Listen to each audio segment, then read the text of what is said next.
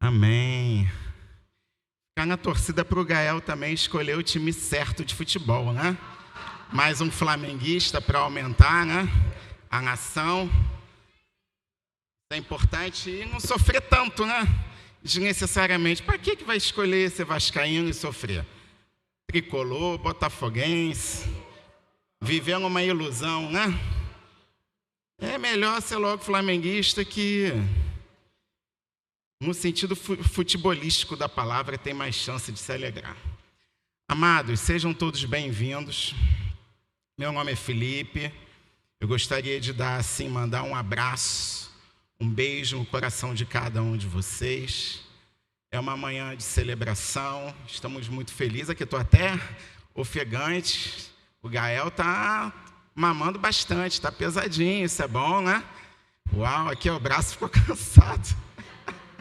Significa dizer que eu tenho que treinar. Enfim, né? Mas o Papai do Céu sabe. Estou muito feliz aqui nessa manhã de poder compartilhar da palavra do Senhor. E para não perder mais tempo também, eu gostaria de pedir que vocês pudessem abrir no Evangelho segundo Mateus, no capítulo 20, a partir do versículo 29.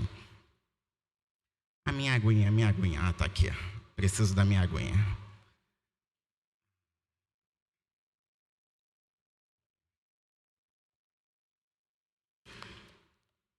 Uma passagem muito conhecida.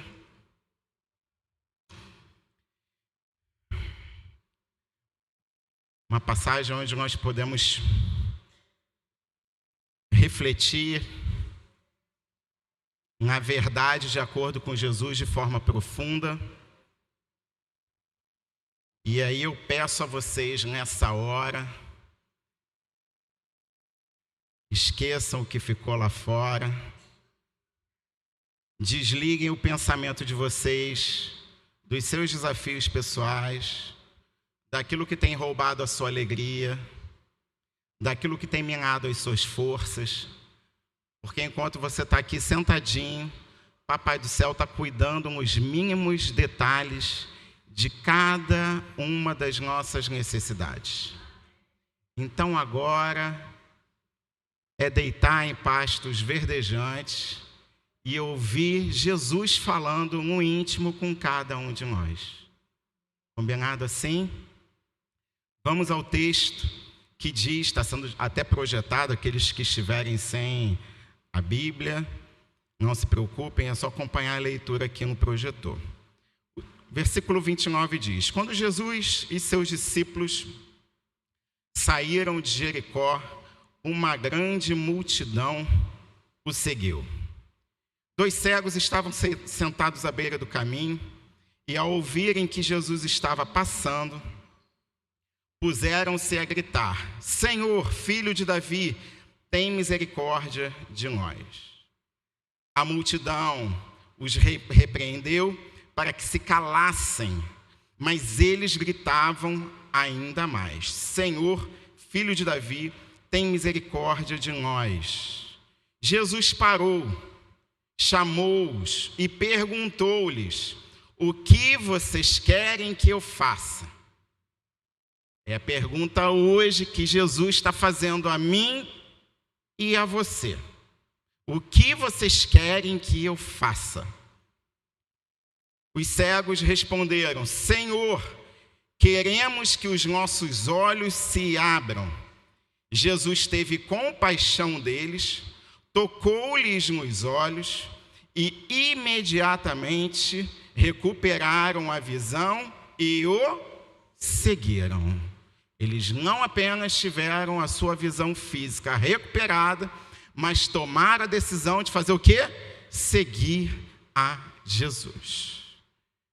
Então esse texto aqui, o evangelista Mateus, ele traz a narrativa de um fato que aconteceu em Jericó, na cidade de Jericó, cidade que foi conquistada e destruída pelos israelitas sob a liderança de Josué em cerca de 1.400 anos antes de Cristo.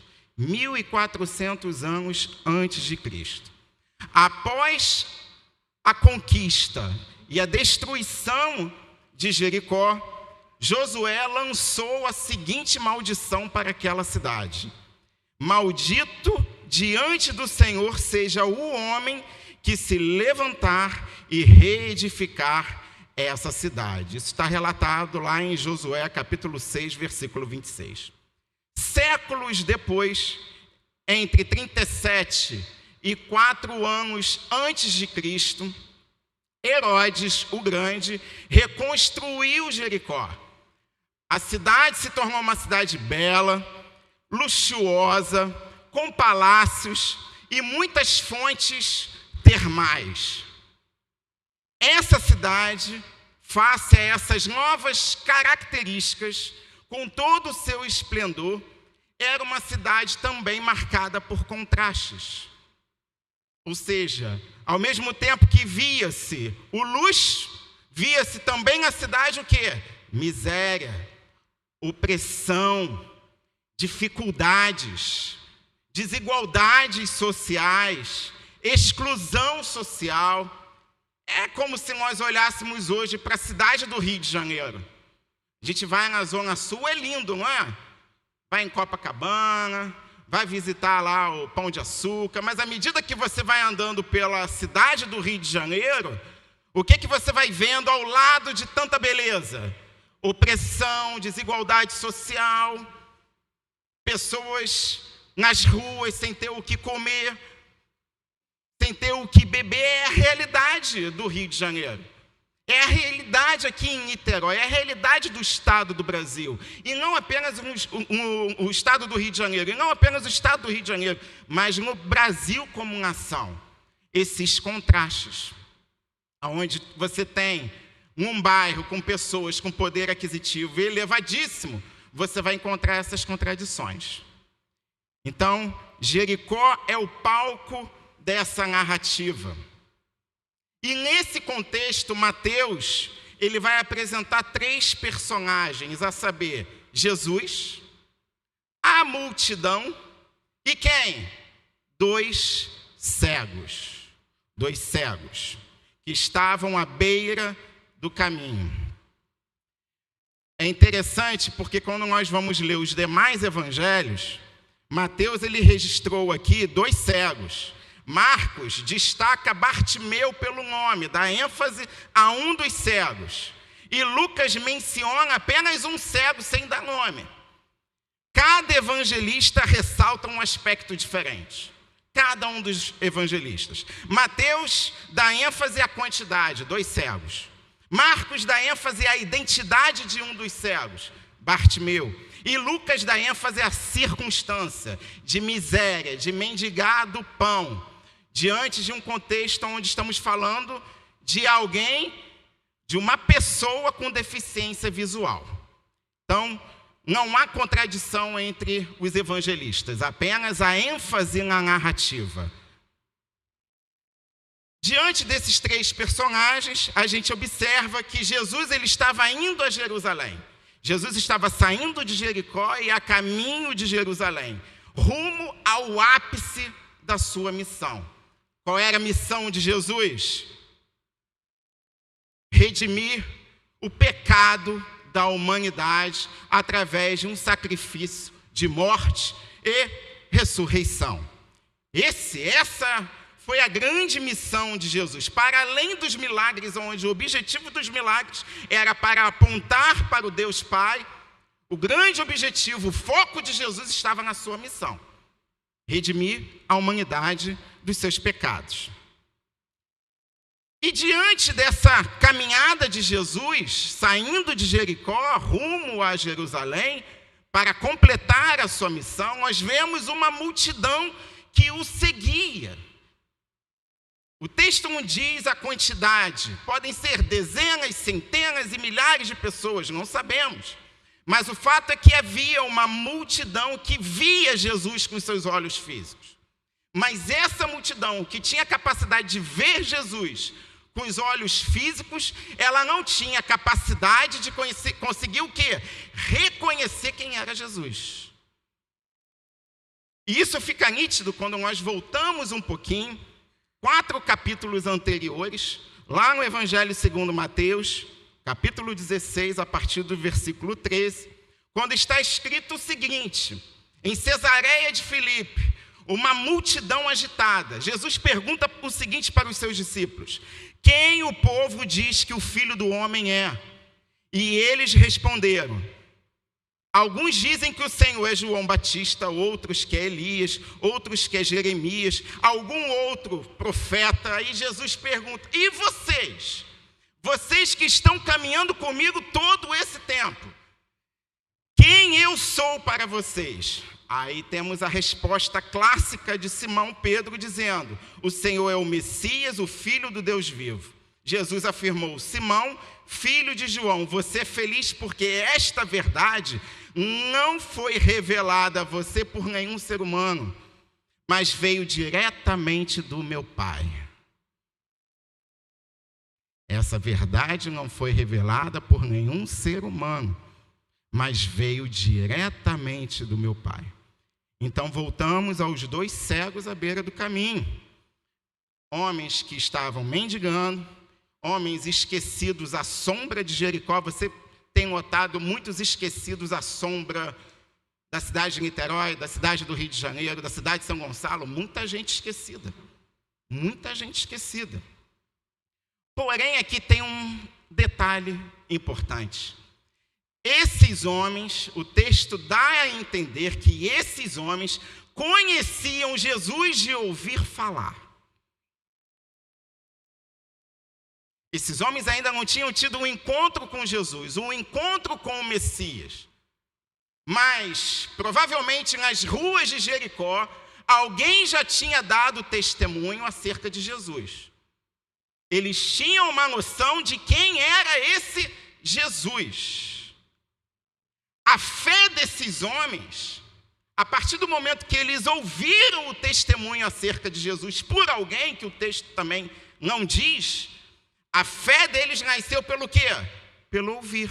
E isso está em concordância com o que o apóstolo Paulo nos ensina lá na sua carta aos Romanos, quando ele diz: a fé vem pelo ouvir e o ouvir pela palavra de Cristo. Então esses homens já tinham ouvido falar de Jesus. A fé foi imputada por Deus ali na vida daqueles homens. Mas eles conheciam Jesus? Ainda não tinham tido a oportunidade de ter um encontro com Jesus. Porém, naquele instante, ao saberem que era Jesus que estava passando ali, aqueles cegos, 2 cegos, um deles, Bartimeu, tiveram condições de compreender o que a multidão não conseguia compreender. Eles enxergaram com o coração o que a multidão só conseguia ver com os olhos físicos. E aí esses 2 cegos, 2 vezes, eles tiram forças da onde não havia forças para literalmente gritar, clamar pelo socorro de Jesus. Senhor, Filho de Davi, tenha misericórdia de nós, tenha compaixão de nós. Esse grito, esse clamor desses 2 cegos, vamos imaginar a situação. Todos aqui, em algum momento da nossa caminhada, como seres humanos, já estivemos no meio de multidões. No meio de multidão há silêncio? No meio da multidão você consegue ouvir alguma coisa? Você consegue conversar com a pessoa quase cuspindo na face dela? E a gente não consegue, às vezes, ouvir o que está sendo dito, porque no meio da multidão há o quê, gente? É agitação, confusão, todo mundo falando ao mesmo tempo. Mesmo esses cegos gritando, certamente Jesus não ouviu em si o grito no sentido físico da palavra, mas no sentido espiritual. E aí o que Jesus faz? Ele para tudo. Primeiro aprendizado hoje aqui nessa manhã. Quando nós clamamos socorro a Deus, Ele para tudo. Ele para tudo. Porque a fé, esse grito de fé, esse grito de socorro, esse grito de reconhecer quem é o Senhor Jesus, atrai o seu olhar, e não apenas o seu olhar, mas atrai o agir de Jesus, mesmo quando tudo parece perdido. Então, está vivendo uma situação que você acha que está tudo se perdendo, isso significa dizer que você precisa ser achado. Está tudo se perdendo, você pode perder tudo, mas algo você pode colocar em prática. É o quê? A sua fé, o seu clamor, o seu grito de socorro. E você pode ter certeza que nas regiões celestiais alguém vai te ouvir. Alguém vai te dar atenção. A multidão não vai te dar atenção, mas alguém, e é esse alguém que muda o sentido da nossa existência. Ele está atento ao meu coração e ao seu coração. Aí vem a pergunta que atravessa os séculos, que continua ecoando na minha vida e na sua vida. O que vocês querem que eu faça? O que vocês querem que eu faça? Aí, pausa para a gente refletir num ponto importante para compreender a mensagem. Duas palavrinhas que a gente tem que distinguir o significado delas. Ver e enxergar. Ver não é a mesma coisa que enxergar.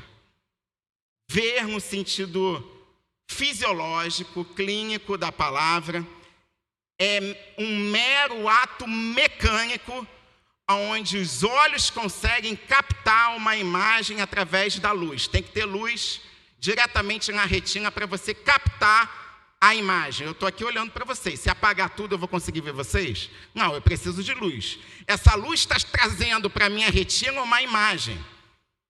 Isso é ver. Porém, enxergar não é meramente ver. É compreender que aqui eu estou olhando para o Rafael, aqui para o Rafa Martins, aqui para o Marcelinho. Enxergar significa a interpretação daquela imagem. A compreensão daquela imagem. Vai muito além do ver. É o cérebro dando sentido àquilo que os olhos estão registrando. Você pode olhar para um quadro. Alguns aqui eu imagino que já foram a um museu. Eu já fui em alguns. Olha o quadro. Nossa, bonito. Mas isso significa dizer que está entendendo, que está compreendendo a mensagem que o artista está tentando passar com aquele quadro? Não. Você tem que estudar o artista, você tem que estudar artes. Você tem que se aprofundar para ter condições de entrar no museu, olhar uma peça, olhar um quadro e conseguir entender a mensagem que está sendo passada. Não basta ver, tem que compreender. Por isso que muitos acham que ir ao museu é uma atividade chata. Não tem paciência, porque... E aí? E eu não estou nem questionando isso, ok, queridos? Cada um com o seu cada qual. Assim é a vida espiritual. Você pode ver, você pode olhar o texto bíblico no seu smartphone, na projeção que está sendo feita aqui, mas você só enxergará, você só compreenderá a verdade que está contida nesse texto quando o Espírito Santo acender a luz dentro de você e fazer queimar o seu coração. Aí temos condições de não apenas ver o texto, mas compreender o texto. E ao compreender o texto, eu começo a colocar o texto em prática. Porque não basta saber, não basta conhecer, não basta entender, é preciso praticar. Saber que 3 vezes por semana fazer exercício físico melhora a pressão arterial, não vai melhorar a sua pressão arterial. Você pode publicar em inúmeros manuscritos, ser o maior cientista do mundo sobre exercício físico e pressão arterial, porém, se você não pratica isso, a sua pressão só vai aumentar. Porque tem que ver, tem que enxergar e colocar em prática.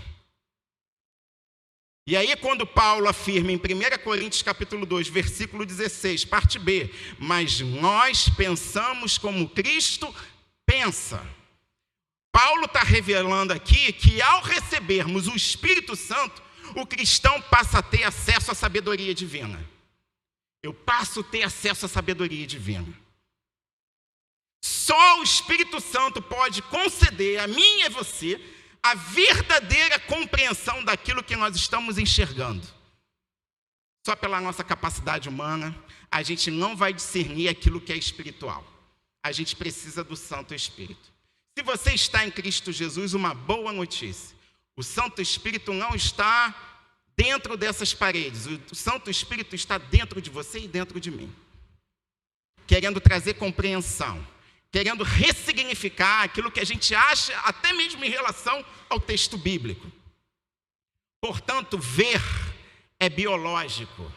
Ver é biológico. Enxergar é espiritual.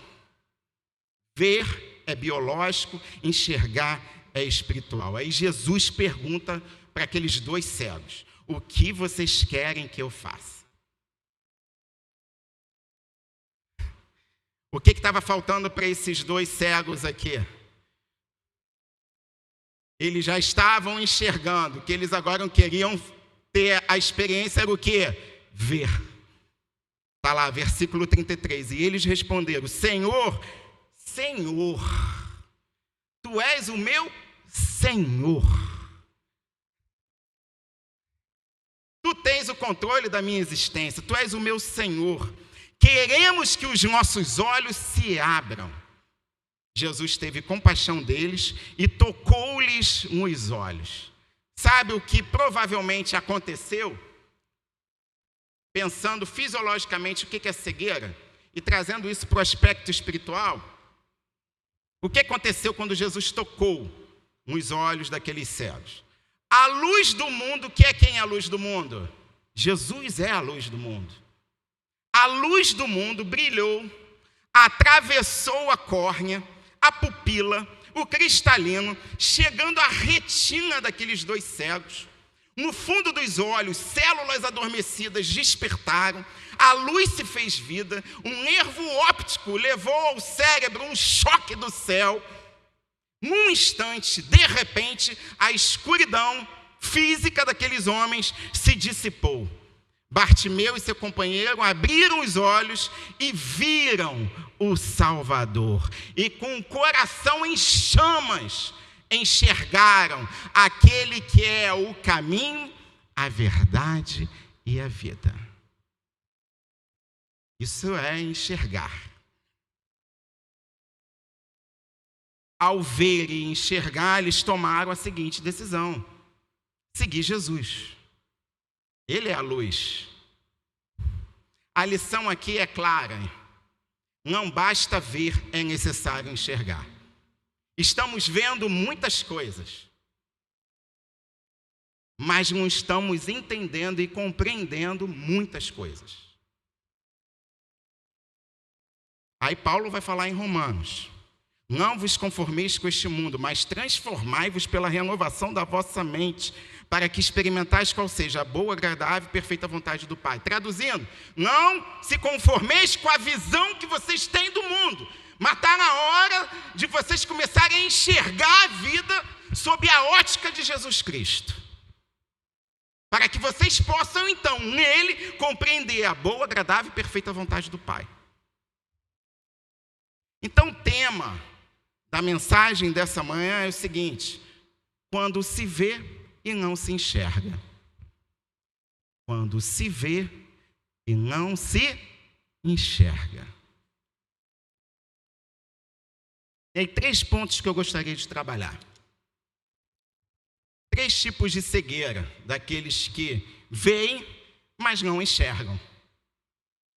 A cegueira espiritual, a cegueira moral e a cegueira que bloqueia, de acordo com essa passagem lida no Evangelho segundo Mateus, capítulo 20. Vamos à cegueira espiritual. O que é a cegueira espiritual? Ela se traduz em ter olhos, mas não enxergar a vida à luz do Evangelho de Jesus. Você pode estar vendo a vida e praticando a vida de acordo com a religião. Isso é uma coisa. Eu não estou falando de religião, estou falando daquilo que é a superação da religião. É a luz do Evangelho de Jesus. É perceber. O que seria essa cegueira espiritual? É a percepção da realidade física e até mesmo acontecimentos espirituais, mas sem interpretá-los de acordo com a mente de Cristo. Ok, se Jesus estivesse aqui no nosso meio, a gente discutindo aqui, cada um com seu ponto de vista, qual seria a palavra de Jesus? Qual seria a compreensão de Jesus? É disso que eu estou falando. É isso que remete à cegueira espiritual. Por isso, a cegueira espiritual é um problema e um grande desafio para aqueles que se dizem em Cristo Jesus superarem. A gente tem que superar esse negócio aqui, porque senão vai dar ruim, amados. Escuta, vai dar ruim. No capítulo 8 do Evangelho segundo Marcos, temos um exemplo claro de cegueira espiritual dos próprios discípulos de Jesus. Os discípulos haviam acompanhado milagres extraordinários, como a multiplicação de 7 pães. Jesus alimentou uma multidão com 7 pães. Como é que ele operou o milagre? Ele foi partindo o pão. E à medida que ele foi partindo, o pão foi se multiplicando. Simples. A gente precisa ter muita gente aqui na igreja fazendo muita coisa. A gente pode até ter muita gente aqui na IBP fazendo muita coisa. Mas vamos lá. Indo do mais simples para o mais complexo. A gente só pensa no mais complexo. Do mais simples para o mais complexo. Os poucos que aqui estão hoje, se todos compartilharem daquilo que Deus tem oferecido e dado a cada um de nós, à medida que a gente compartilha, isso vai se multiplicando. É isso aqui. E esse é um problema dos discípulos. Eles viram o milagre. Eles viram. Caramba, eles foram testemunhas do milagre. Sabe o que aconteceu? 6 versículos após esse milagre da multiplicação, os discípulos lidaram com o quê? A escassez de pão.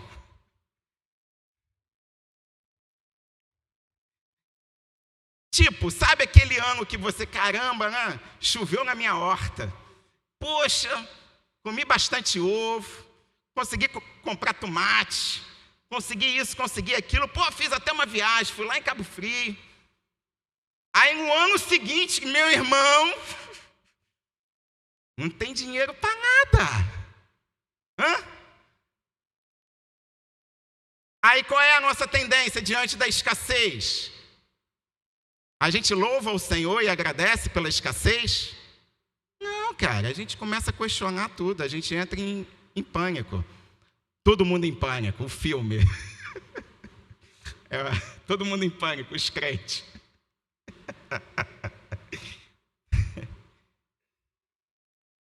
Os camaradas, os discípulos de Jesus, viram com os olhos, mas não enxergaram a ação de Deus. Para viver a ação de Deus, a gente tem que lidar com o quê? Com a possibilidade de quê? Escassez, amados. Desculpa. Estou cheio de saúde. Eu preciso de milagre para a saúde? Eu preciso do sobrenatural na perspectiva da saúde? Já estou cheio de saúde, mas aí o que acontece? Papai do céu permite que, toca lá. Aí sente dor aqui, dor ali, os medos vêm, desespero vem. Agora nós precisamos o quê? Experimentar e enxergar o sobrenatural, porque agora eu preciso. Faz sentido para você? Se eu não preciso, para que eu vou precisar de Deus? Se eu tenho tudo. E aí olha o que o texto diz lá. Os discípulos, diante da escassez, da falta de pão, começaram a discutir entre si sobre não terem pão. Ao perceber a discussão, Jesus lhes perguntou: por que vocês estão discutindo sobre ter ou não ter pão? Por que vocês estão discutindo sobre isso? Aí Jesus ainda não compreendem e nem entendem, traduzindo, ainda não consegue enxergar. Cegos.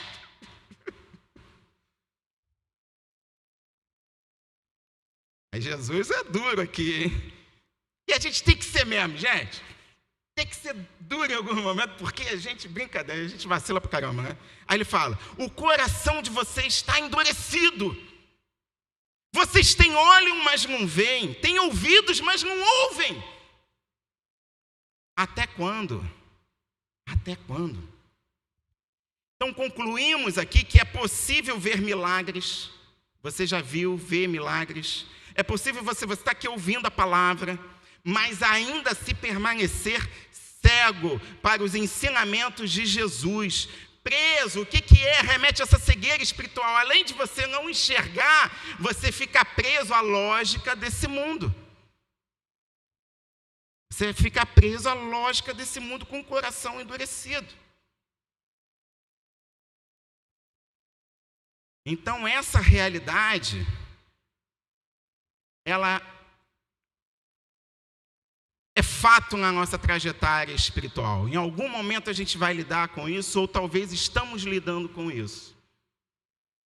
Aí, lá no mesmo capítulo, segundo o evangelista Marcos, ele vai narrar um outro milagre de um outro cego. Aí olha que interessante isso daqui, hein? Os discípulos estavam discutindo porque não tinha pão, acabou o pão. Jesus vai lá e sapeca eles, dá um pedala-robinho neles. Aí vem logo a seguir a cura de um cego, o cego de Betsaida. O texto diz, então foram para Betsaida e algumas pessoas trouxeram um cego a Jesus, suplicando-lhe que tocasse nele. Ele tomou o cego pela mão e o levou para fora do povoado. Depois de cuspir nos olhos do homem e impor-lhe as mãos, Jesus perguntou, você está vendo alguma coisa? É bem provável que em algum momento da nossa vida cristã, Jesus já tenha cuspido nos nossos olhos. Você agora está vendo alguma coisa? Ele levantou os olhos e disse, vejo pessoas, elas parecem árvores andando. Ou seja, a cegueira dele foi restaurada 100% aqui? Não. Jesus está usando o milagre para ensinar os discípulos sobre cegueira espiritual. Mais uma vez, Jesus colocou as mãos sobre os olhos do homem. Então, os seus olhos foram abertos e a sua visão foi restaurada e ele via tudo claramente. Gente, esse é o único milagre nos evangelhos onde a cura não foi imediata. Ela foi gradual. Ela se deu em etapas. O único milagre de Jesus que não foi imediato. Assim é comigo, assim é com vocês. Nós aprendemos aqui que a verdade espiritual muitas vezes nos é revelada gradualmente. É de acordo com aquilo que eu ainda tenho condições de receber da parte de Jesus. Remete ao nível de maturidade e discernimento. Aí, gradualmente, Jesus vai operando do milagre, abrindo o nosso campo de visão, até que espiritualmente tenhamos a visão plena acerca do Evangelho de Jesus, porque o Evangelho, Jesus é a verdade. A verdade não é um texto. A verdade é uma pessoa que se encarnou, morreu por mim e morreu por você. E está hoje, governando tudo, todos e sabe de todas as coisas. Então, a cegueira espiritual é algo que é trabalhado por Deus de forma gradual. Então, a aplicação prática de acordo com a cegueira visual. Assim como o cego de Betsaida precisou de 2 toques para enxergar plenamente, precisamos que Jesus toque a nossa mente, o nosso coração, dia após dia. Todo santo dia tem que ter um toque. Todo santo dia Jesus quer nos ensinar alguma coisa. Seja no dia bom, seja no dia mais ou menos, seja no dia terrível. Até no dia terrível, no dia da angústia, no dia da dor, até nesse dia que ninguém aqui gosta, até nesse dia Jesus nos ensina algo, ele toca em nós. Por quê? Porque ter olhos não basta. Ter visão não basta. Muitos veem e continuam cegos. Os templos religiosos no Brasil estão lotados de pessoas. E a hipótese, de acordo com as evidências, é o seguinte: lotado de pessoas que conseguem ver, mas não entendem. Veem, mas não entendem. Aí complica, né? Aí fica complicado. O discernimento espiritual é, portanto, gradual. Então, nós precisamos dessa cura no que tange a nossa cegueira espiritual. Porque estamos vendo muitas coisas, mas não conseguindo entender o óbvio na ótica do Evangelho. E isso remete a práticas de amor, justiça. É isso que remete ao Evangelho. A outra cegueira que a gente vai observar, cegueira moral. Agora se desarma, meu irmão, minha irmã. Não tenta se defender, vai de peito aberto. Sugestão. Quantos aqui já pegaram jacaré? Quantos aqui? Não é o jacaré do El Chan, não, gente. Jacaré na praia, vai pra praia. Aí a onda vem, já viu? Quantos aqui já tomaram um caixote nas ondas? Sai batendo o bumbum, a perna, a cabeça na areia, fica todo tontão. Aí levanta, aí o maridão fala: cuidado, entra na água. Isso aqui não é a Lagoa Azul, não. Quantos aqui? Eu peguei muito. Eu pegava onda com bodyboard, mas eu adorava ir de peito, com meu pé de pato. Ondas assim de 1,5. Eu ia. Aí eu aprendi o seguinte na prática. Quando você pega a onda de peito, jacaré, você tem aquela queda, você vai dropar, né, na onda. Se você não conseguir furar a onda por baixo, se você tomar o caixote, sabe o que você tem que fazer para não se machucar? Ficar igual o bonecão do posto. É sério. Se você ficar todo endurecido, você vai se machucar. Você fica que nem o bonecão do posto. Aí você vai. Trazendo agora para cá. É nessa vibe.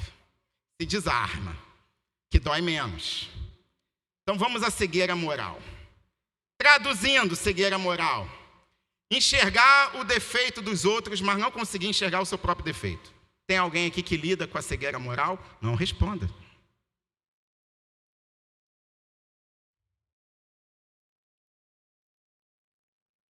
Eu consigo perceber nos mínimos detalhes a falha daqueles que convivem comigo. Os mínimos detalhes. Mas sou incapaz de conseguir enxergar as minhas próprias limitações.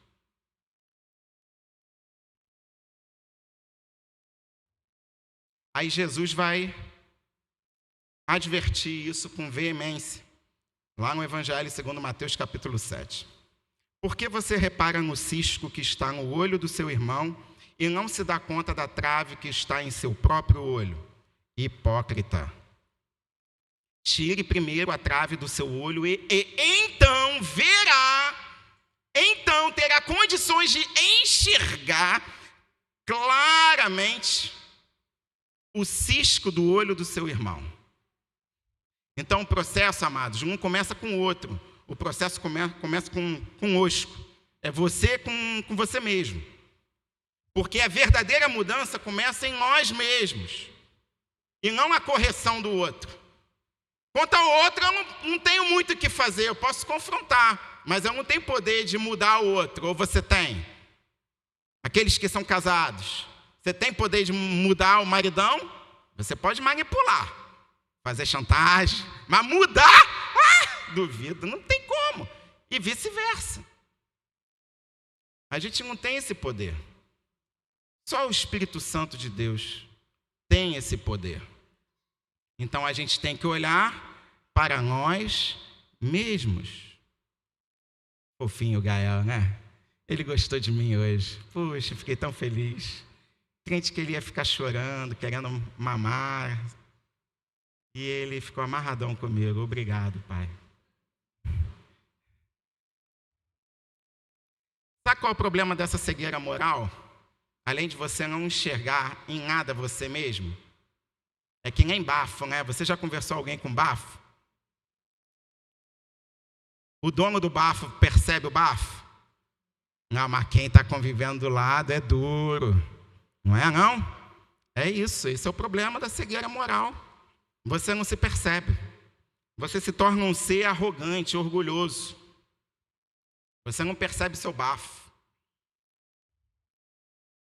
Sinais de um coração endurecido e falta de discernimento.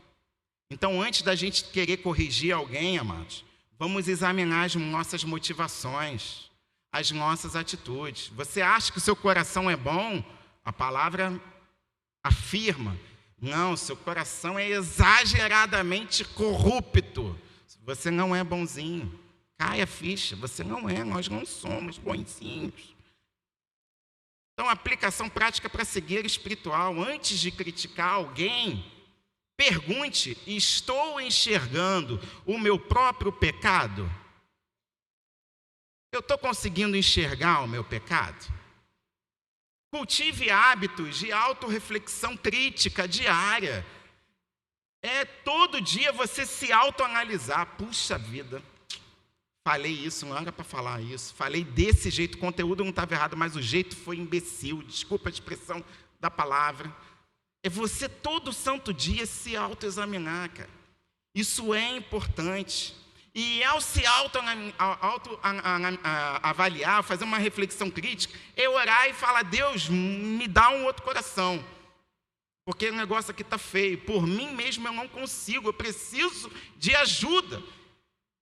É literalmente clamar: Senhor, filho de Davi, tem compaixão de mim, me dá um novo coração. Porque eu estou me conhecendo, estou ficando decepcionado comigo mesmo. É isso que nós devemos fazer. Então, terceira cegueira. Falamos da cegueira espiritual, da cegueira moral e vamos à cegueira que bloqueia. Cegueira que bloqueia, está lá no texto.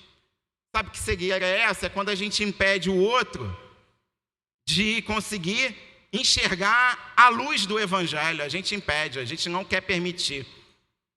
O problema aqui remete à vaidade, a egoísmo, a egocentrismo. Lá em Mateus 20, entre os versículos 29 e 34, Bartimeu e outro cego clamam por misericórdia em Jericó. Mas o que a multidão faz? Tenta calar. Tenta calar. É quando a gente faz calar o outro. O outro está tentando caminhar no Evangelho, está tentando aprender com o Evangelho, e eu, com as minhas atitudes, eu vou calando o outro, eu vou oprimindo o outro, eu vou subestimando o outro, eu vou colocando o outro para escanteio. Vai o profeta X hoje lá na IBP, quando ele ora as coisas acontecem, mas só acontece para os primeiros 5 da fila. Aí chega aqui o templo lotado, engarrafamento, os vizinhos reclamando, carro buzinando, polícia chegando para tentar controlar as coisas, porque o profeta está aqui, o povo quer receber a bênção do profeta. Porque quando ele ora, só apenas para os primeiros 5 da fila, o que o povo faz? Farinha pouco, meu perão primeiro. Em nome de Jesus, sai daqui, irmão. A gente nem percebe que a gente, com as nossas práticas, com o nosso olhar, com a nossa fala, com a nossa falta de simpatia com o outro, misericórdia com o outro, a gente bloqueia o outro. Isso é uma cegueira espiritual, porque somos chamados a sermos instrumentos de Deus na vida do outro. É isso que nós devemos nos atentar. Então precisamos examinar a nossa atitude e o tipo de comportamento que nós temos praticado e que tem impedido alguém de experimentar Jesus da forma como deveria experimentar. Se isso está acontecendo, eu não estou sendo igreja de Jesus. eu estou sendo um instrumento de Satanás. E vem todo santo domingo aos cultos, participo de tudo, mas eu só estou bloqueando a espiritualidade do próximo. Eu não posso fazer isso. Pelo contrário, eu tenho que desejar que o próximo tenha experiências mais marcantes do que aquelas que eu tenho tido com Jesus. Isso é amar. É isso que nós devemos nos atentar. Então, para concluir, Jesus fez a pergunta: o que vocês querem que eu faça?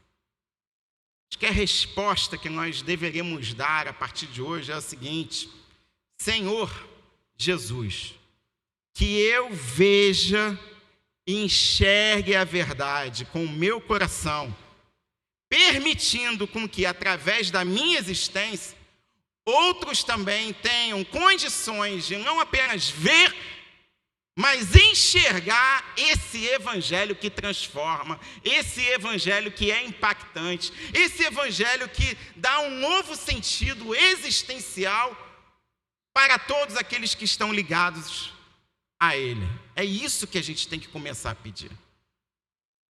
Sermos pessoas autocríticas, nos avaliarmos, reconhecer a nossa nudez, se desarmar.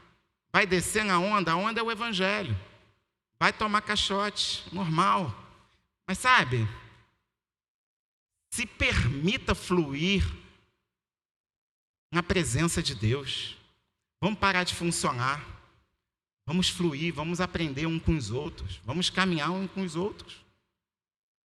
Vamos admitir, sim, que temos cegueiras espirituais. Lidamos com cegueira moral. Lidamos com a cegueira que bloqueia o crescimento do próximo, do outro, do meu irmão, da minha irmã. Vamos admitir, porque o primeiro passo para a cura é reconhecer a mazela. É reconhecer aquilo que é incoerente com a palavra. É reconhecer aquilo que não coaduna com Jesus. E vai por mim. É vergonhoso mesmo. Mas com o tempo a gente vai aprendendo a lidar, a gente vai se tornando um salmista. Você está no ônibus, você está ligado ali, o Espírito Santo está te confrontando, o Espírito Santo está te guiando na verdade. Você está no seu carro, está fazendo alguma coisa, está no mototáxi, e Deus está ali falando contigo todo instante, gente. O culto é 24 horas. O culto não é 2 horinhas aqui nesse templo, o culto é 24 horas. Amém? Vamos nos colocar de pé, chamar o pessoal do louvor.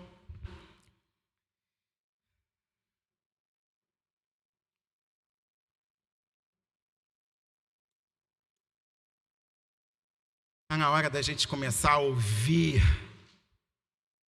a discernir, a introjetar, a praticar aquilo que a palavra nos chama a viver com intensidade nesse mundo que jaz no maligno. E aí tem uma atitude daqueles cegos que é fundamental e que a gente precisa aprender com eles e fazer isso todo santo dia. Nesse processo de autoanálise, autorreflexão, tendo como parâmetro Jesus, ele é o parâmetro, é a referência. Ao identificarmos os pecados, os erros, aquilo que tem que ser modificado em nós, a cegueira, o tipo de cegueira, seja ela espiritual, moral, ou que bloqueia o crescimento alheio, é clamar: Senhor, Jesus, tem misericórdia de mim. Feche seus olhos agora. Eu queria pedir que você agora, nesse instante, fizesse a sua reflexão, como se você estivesse lá no seu quarto, trancado, sozinho, você e Deus. Ou naquele espaço da sua casa que você gosta de se afastar dos demais para poder ter essa intimidade com Deus. O que precisa ser modificado em você? Face às provas que Deus tem colocado na sua vida, as provações que Ele tem permitido, e a experiência que você tem tido nessas provações, talvez o desespero, começa a xingar, a socar paredes, a murmurar, a questionar, a fazer chantagem com Deus. Não vou mais, não quero mais. A fazer pirraça com Deus. A falar: Deus, você ama fulano, mas não me ama. Porque com fulano você faz aquilo que eu gostaria de ter e ser. Comigo não. Aí começa a lançar palavras torpes para Deus. Sempre numa postura de vitimização, de pobre coitado. Mas Deus tem te dado saúde. Deus tem te dado um teto. Deus tem te dado um trabalho. Com todas as limitações da sua família, Ele te deu uma família. Você não é um mendigo, sem família, sem trabalho, sem ter o que vestir, o que comer, o que beber. Morrendo na rua todos os dias. Cego às sombras do bairro, da cidade em que você mora. Você não é isso que está acontecendo contigo. E você não é mais importante para Deus do que essas pessoas que estão vivendo essa realidade. Mas o que Deus espera de nós? Que sejamos, em primeiro lugar, transformados pela palavra da verdade. Conhecereis a verdade vos libertará. Libertará da lógica desse mundo, do individualismo, do egoísmo, da falta de empatia com o próximo, da falta de amor. Te livrará da visão competitiva. A gente não tem que competir por nada, a gente não merecia nada e nós recebemos tudo. E o tudo é Jesus. Com todos os problemas da sua existência, você ainda está de pé. O que falta? Falta mudar aquilo que você teme em não querer mudar. Falta tocar aquilo que você tem feito de tudo para esconder. Porque você está com medo do que vai acontecer mediante o toque de Deus. Mas se permita ser tocado naquilo que você tem procrastinado. Permita a intervenção do Altíssimo naquilo que você tem medo de qual será o desfecho ou o resultado. Porque isso está minando as suas forças. Isso está enfraquecendo você. Isso está te afastando do caminho que é Jesus. Deixa a luz brilhar em você. Deixa a luz atingir a retina, a córnea, adentrar os neurônios, as células do sistema nervoso central, do cérebro. Permita-se as conexões do céu operando dentro de você e através de você. Porque a humanidade anseia pela revelação dos filhos de Deus. Um dia, alguém deu testemunho para aqueles dois cegos. Um dia, aqueles dois cegos naquela situação miserável, eles ouviram, e o pouco que eles ouviram foi o suficiente para gerar fé. Mesmo que seja uma fé do tamanho de um grão de mostarda. Mas um dia Jesus, a caminho da morte, caminhando para a sua humilhação, num nível nível ainda maior de esvaziamento. Aquele que era, aquele que é, aquele que há de vir. Aquele que todo olho verá, toda língua confessará, todo joelho se dobrará. Aquele que é, aquele que tudo criou, que tudo fez, caminhando para a morte, caminhando para a sua humilhação, caminhando para enfrentar uma dor que a humanidade jamais terá noção, que nenhum filme de Hollywood poderá representar o nível de dor e de sacrifício. Mas mesmo assim passou por Jericó, porque sabia que lá ele iria parar tudo, porque haviam 2 corações cheios de fé e clamando por um socorro. Multidão só agita, mas Jesus não se move em prol de multidões. Ele é o pastor que abandona 99 e vai atrás de uma que está perdida. E ele faz a pergunta que para nós é óbvia, mas ele pergunta: o que tu queres que eu faça? Para cada problema que nós estamos lidando, para cada tipo de cegueira que nós precisamos vencer, ele pergunta: o que tu queres que eu faça? É porque a resposta que nós damos a ele é o reconhecimento de um coração humilde que consegue assumir: olha, eu tenho errado nisso. A resposta é o dispositivo para a cura. A nossa resposta a ele é o gatilho para a cura. Então nessa hora nós vamos louvar. Esquece a hora agora. Se você quiser vir à frente, com toda a igreja com os olhos fechados, para receber uma oração, vou chamar aqui o pastor Luciano, os diáconos.